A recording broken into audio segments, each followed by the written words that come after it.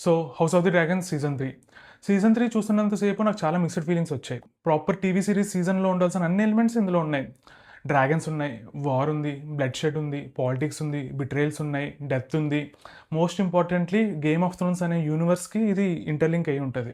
ఇవున్నా కూడా సిరీస్ చూస్తున్నంత సేపు ఏదో మిస్ అవుతుంది అన్న ఫీలింగ్ కాన్స్టెంట్‌గా ఉంటది. ఒక క్యారెక్టర్ చనిపోతది, మనం షాక్ అవ్వాలి. ఒక కింగ్డమ్ పడిపోతది, మనం హర్ట్ అవ్వాలి.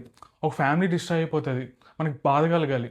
'హౌస్ ఆఫ్ ది డ్రాగన్స్' చూస్తున్నంత సేపు నాకొచ్చే ఫీలింగ్ ఏంటి అంటే, ఓహ్! ఓకే. అనిపిస్తదంతే. అంతకు మించి ఏమనిపించదు.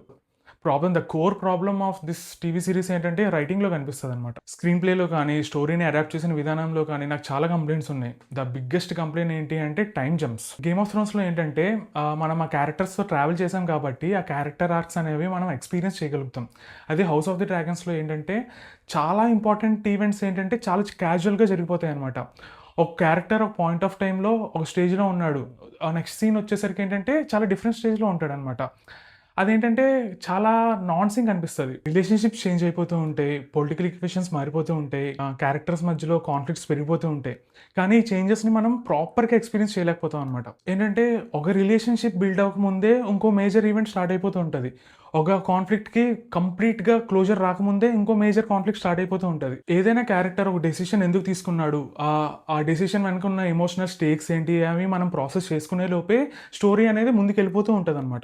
And that pretty much explains 'House of the Dragon' season 3 అనమాట. సో, అందుకే నాకు 'House of the Dragon' season 3 ఏంటంటే pretty much mixed experience, mixed బ్యాగ్‌లా అనిపించింది. It's definitely good. But not on par with 'Game of Thrones'.